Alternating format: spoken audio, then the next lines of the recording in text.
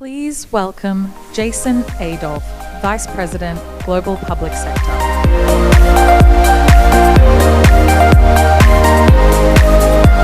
So first, I want to thank Ken.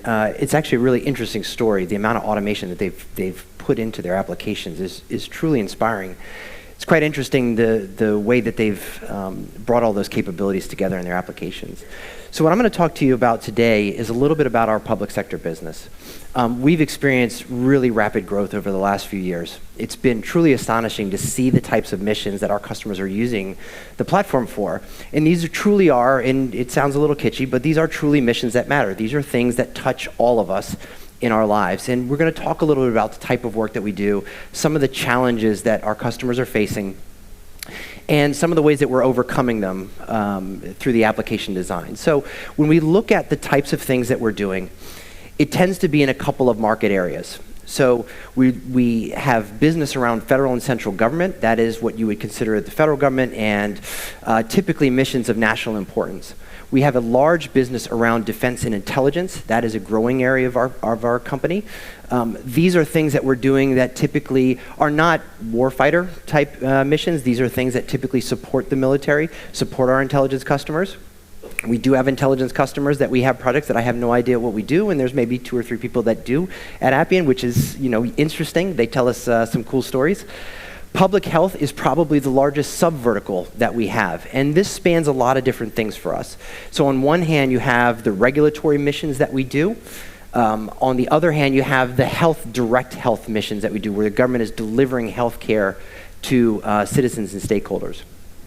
Another area of coverage that we've started this year, which has really been born out of some of the work that we're doing in the US, is around the financial regulatory space. So by 2024, all banking supervision in the United States will be done in Appian. And that's a pretty big, that's a pretty huge mission. And these are things that have all been born out of crises, unfortunately, and we'll talk a little bit about that in a moment. The other area that we're starting to see significant growth in is at the state and local level. And so most of you know Appian from going back historically. So I've been in the Appian ecosystem since about 2008. We've always been really good at back office work. So how the employees, how the government workers were doing these things. With the release of portals, we've then moved to this place where we're starting to see more stakeholder engagement, more citizen engagement. That's unlocked a lot of new use cases for us in that market. Truly interesting, and you're going to see us talking a lot more about that over the next 12 to 18 months. The education vertical, the same thing. So we've talked a little bit about how we have higher education customers. We're starting to move that globally. A lot of that good work has been done here in Australia. And then new to us as really a focus vertical has been the aerospace market. So when we look at these customers, we look at the thesis. And the thesis is, unfortunately, that there are no such thing as a government program that gets less complicated over time. And the reason that we have really focused on that thesis is because of the way that the low-code market has shaken out over the last few years. So you have some companies that focus on citizen development. You have some companies that kind of focus in between. We've tended to focus on things that are complicated, things that are hard. And what's really, I think, fueled our growth in this area has been the fact that over the time as we've seen these crises occur, the programs that are being used to deliver benefits and services to constituents, stakeholders, have gotten more complex by nature. And we're going to talk about some of the reasoning behind that. So one of the things that we've seen, and I think all of you have seen this, is politicians, they want to appease their constituents. And so what we're seeing in response to crises is that laws and policies are changing faster than the departments that have to do the work can actually keep up. So in the past, what we would see is there would be a law that would be enacted. We'd see some 3-year window by which everybody could prepare for that law. That would be new systems, new policies, new procedures. And now what's happening is things are changing on a dime. And we have to be able to react to that. We have to be able to deal with the type and pace of change that we're seeing across the board. And that's not just at any of the particular areas of government that I talked about. That is literally across the board. The other thing that we've seen, and I know we have a lot of partners in the audience today, is the fact that the model for doing Appian development is completely different these days.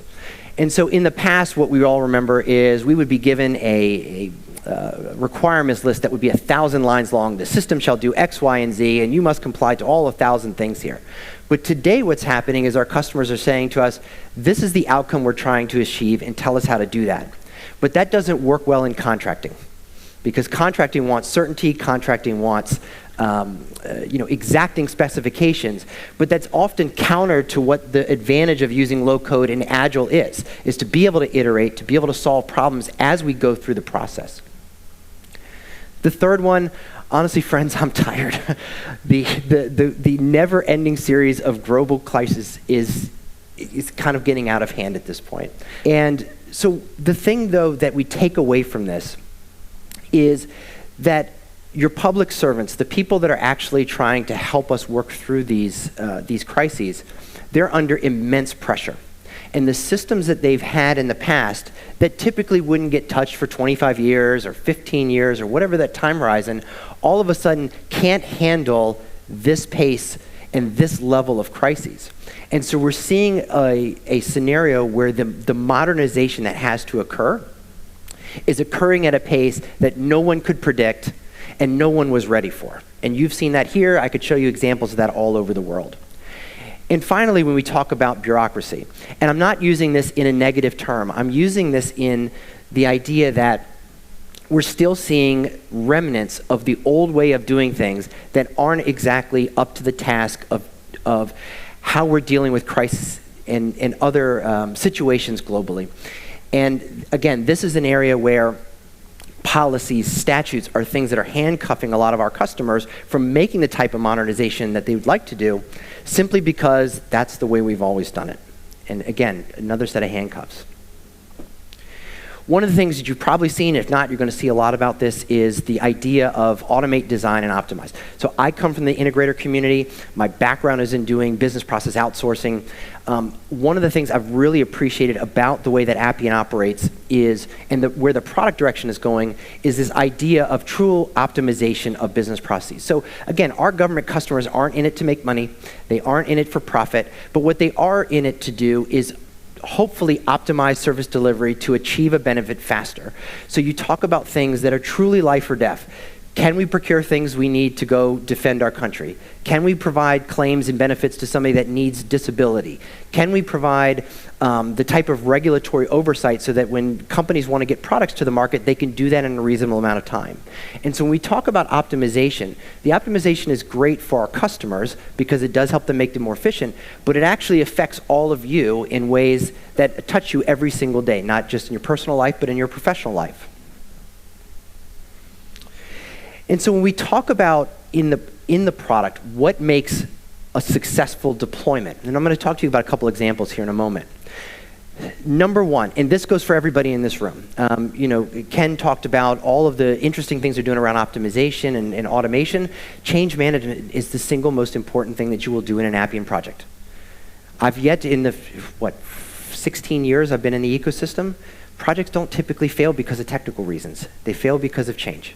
They failed because either we weren't prepared for change, we didn't prep folks correctly, or we didn't think about the elements that would be successful for adoption. We also look at risk reduction measures. So again, Ken was talking that law firms tend to be risk averse. Well, let me introduce you to the government and many of our customers that are extremely risk averse. And so we look at not just bleeding edge technology, but how do we reduce risk? Because again, I was talking to somebody the other day about our defense business, and there's a reason why we're not in weapon systems. Well, one, not really appropriate, but two, even in our high availability environments, we might have like a 1-minute RPO.